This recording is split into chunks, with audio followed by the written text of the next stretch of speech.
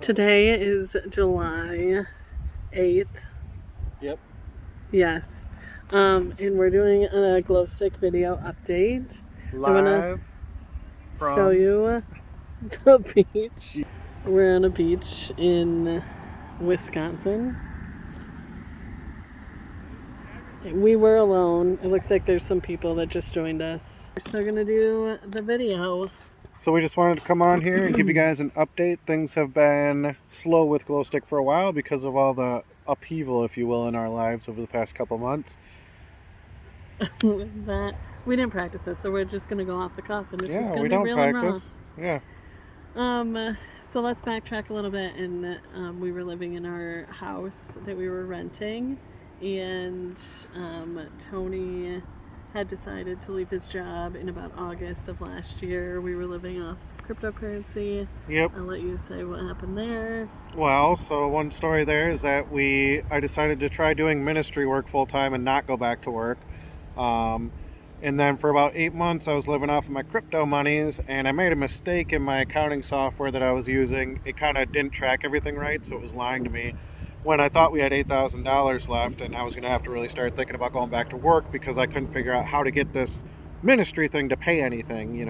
I'm new to all this, so we're trying to figure it out. So when I thought we had $8,000 left, we were actually at $0. So we were in a crunch. Yeah. What? It was right after we figured that out. We talked to our landlords, who have been cool up until this point, and we were like, hey, we're really struggling financially at this point. And then it was like, I don't know, like a few days later, or was it a week later? No, it was just a few days later, I think. That our landlord came to our door and told us that he wanted us to move out within 30 days. Yeah. So housing market was super tight, very hard to find a place. We looked online. There was 4 places in Greene County where we live. 4 options. Not great if you need to move like immediately. And it was just a real struggle, but God showed through in a lot of amazing blessings. Yeah, that's the thing with times like this. It's not about us in this life, and we're promised that we're going to be persecuted by others, have troubles in this world, because we have a hope for a future that is perfect, and we're going to be ruling and reigning with Christ. Now doesn't really matter what happens to us. So having the attitude there of that thought process really helped us have peace through it all. Kind of like it is what it is situation. Focus on what you can control. And I think God does test us too, to see how we'll respond and all that. As we're growing, he disciplines us and tests us. But that was one of the major benefits, was watching God work. This is literally out of my hands. Even if I wanted to do something, there's nothing I could do. I don't have any money. Money is what solves all your problems, right? So I didn't have any money. I had to rely on other things. We did get a number of blessings, saw God work through some brothers and sisters to help us out.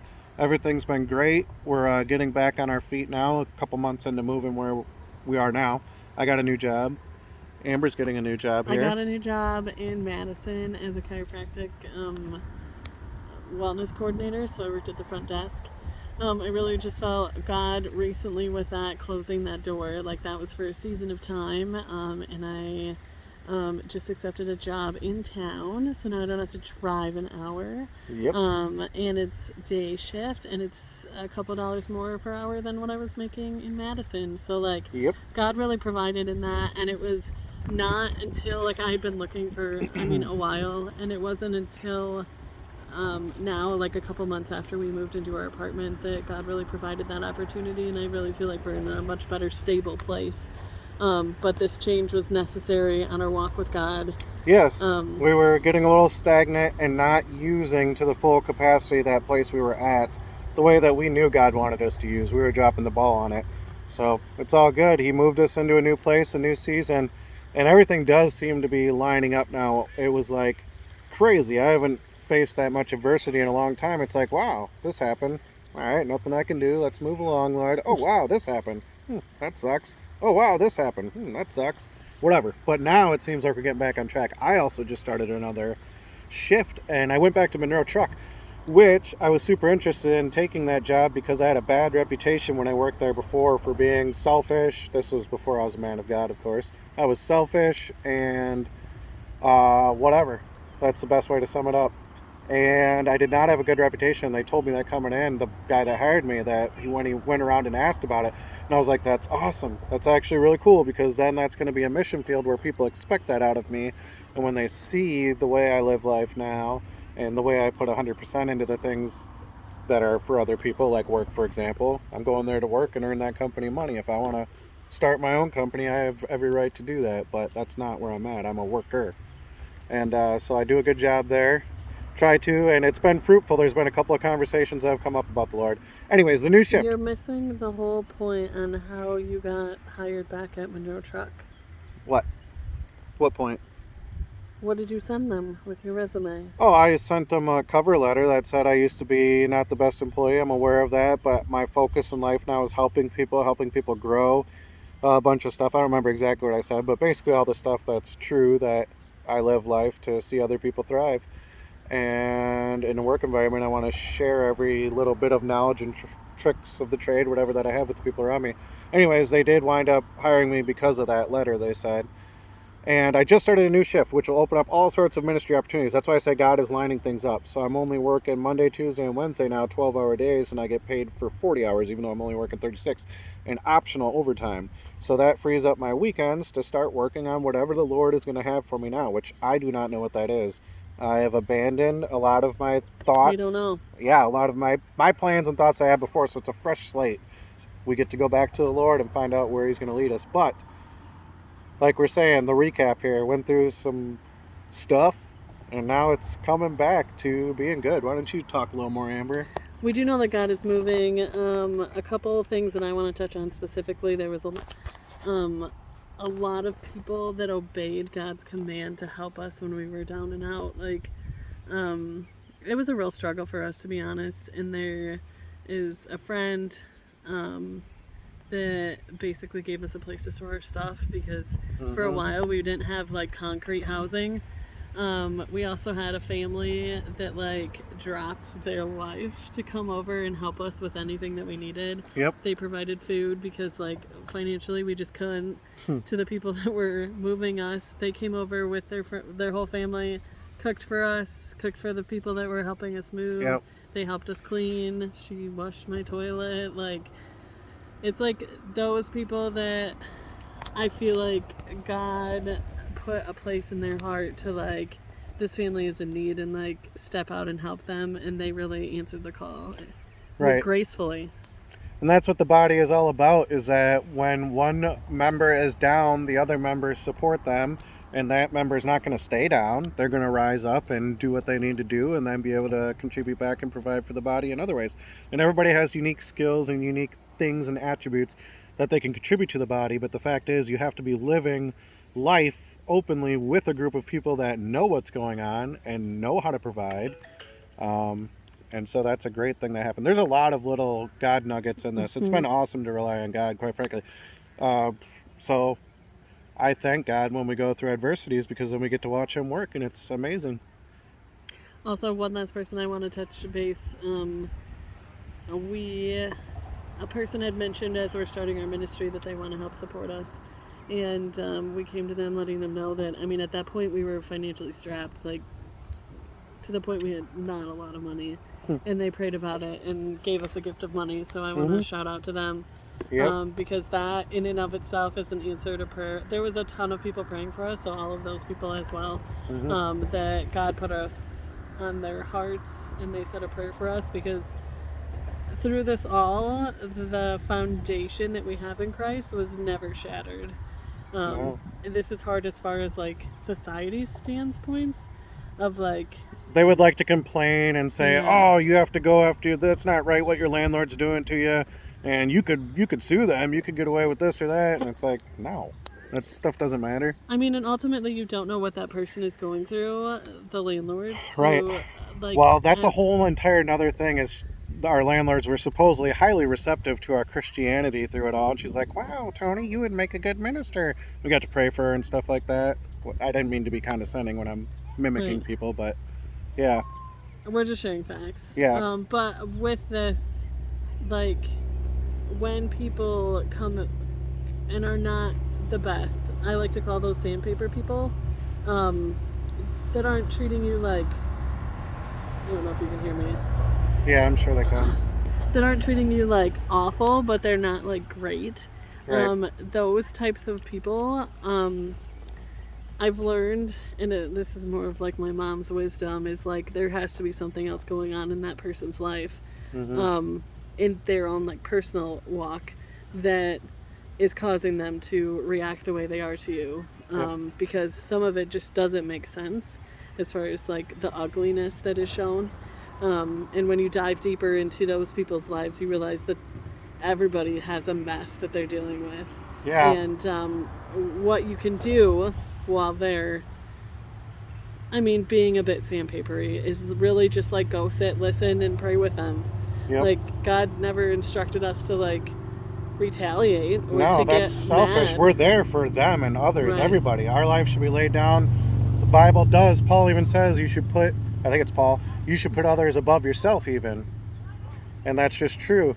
And then there's also like that kind of mentality. We need to love those people no matter what they do to us. Right. A couple of Bible references, it says something like, even sinners can love those that are good to them, but to love those that are evil to you, that's what you're called to do. Right. And then, yeah. And sometimes those people, like when you think about it, I don't think that they know that they're being so rude as what they are. Mm-hmm. I just think that they are dealing with a lot of, let's just say, a lot of things in life, which I don't want to share on here, but they're dealing with a lot of things in life and they just can't handle it themselves. So, like, the place where they can go to release that, unfortunately, comes to people. And Mm-hmm. so, like, we get the sandpapery and they don't know that they're being that way. They just need an avenue to release, and they haven't found a healthy way to do that. Right. They probably are not as introspective to know what's going on, and they just go with their emotions and stuff, whatever. Yeah, the other reference for folks that have a hard time with that, I love this Bible reference. It says, I think it's in Ecclesiastes or some of those wisdom books, it says that when your enemies are being mean to you, then you love them, and by doing that you're actually heaping burning coals on their head. And I think that's a way for like people that are kind of less mature in their faith to just know they love through everything. It helps them feel good because you're not the one that's supposed to judge them or retaliate or have any of that. That's God's job, and he will do that. They will answer for everything they've done. So by you loving them, let the evil continue to be evil. By you loving them, you're literally pouring judgment on them through God, so to speak. So if it makes you feel good, then love them, knowing that they're doing their own damnation, and just love them anyways. Whatever. That's kind of an interesting Bible verse. I loved it. Yeah. I think now would be a good point to say where we're going from here. That's kind of the history of what's happened and why we haven't been present on this channel. We don't know where we're going from here. We have a lot of options. Pray for us. I have you right there. I'm talking to you. I have a women's ministry that I'm hoping to start back up, more of a networking, biblical base. Yep. I've had a few people reach out saying that they want that to come back, so I'm gonna try now that I have a more like steady job and we're a little more foundationally on our feet to start that back up. We just have a lot of options on our plate, and what I would love is for you guys to pray with us through those as we sift what God wants us to use our time and time management in. Yeah. Because while it may be an amazing ministry for the Lord that is like just gonna be like amazing, it may not be what God is calling us to be. So we want to be obedient in what God is calling us to do. Yep. In that, I feel like this channel is going to stay. I don't ever feel like God is telling us not to live out our faith in a visual way. But as far as like what takes most of our time, Yep. I don't know. And like I said, I'm kind of, for me, I love that, and I want to pray for that and have you guys pray for that for our women's ministry. I know that was a real blessing the few times that it got started. Just bringing women together and taking care of the kids and stuff so that they can get together. And I'll be a part of that as the men's babysitters. Yeah. So some of my brothers out there will be talking about that to organize that for the women when they get together, that we can take the kids and do some fun stuff. And then for me, I want to work on my book that the Lord called me to write a long time ago. I don't know if it's going to be the same book because I'm much different now than I was when I started writing that. But I do feel like I need to start putting out my thoughts and stuff onto paper. and the Lord will lead it to whoever it needs to be led to. And then I will be growing too. I want brothers. I got a couple of good brothers that like to study the Word and really figure it out. And for me, it always comes back to that millennial kingdom. And what does that mean? Like, that changes all the Bible for me when that becomes the focus of it. So just getting all that out there so that I can grow and get chiseled to be corrected if some of the things that I'm thinking or saying are in the Bible are wrong. And then also, if they are true, then people need to know the truth. So get that stuff out there. All right, so that's my prayer for me. We also feel led to encourage strong Christian marriages. So hopefully with this new timing, we'll have the weekends off to pour into each other. And as we learn more foundational steps on what has worked or has not worked for us, we can share that with you. Yep. And we're right there learning and growing right with you. We Yep. love each other, but sometimes marriage is hard. Right. It's definitely not perfect all the time, that's for sure.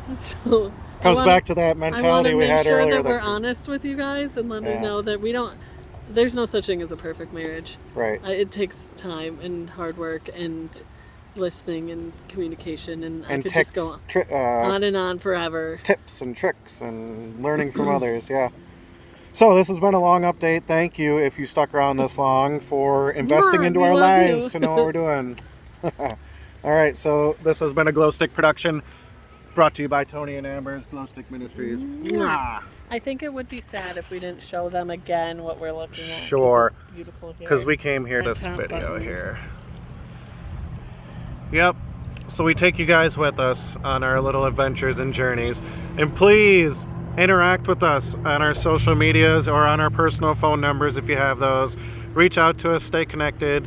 Let's do life together as the... All right. Bye. We love you. Bye.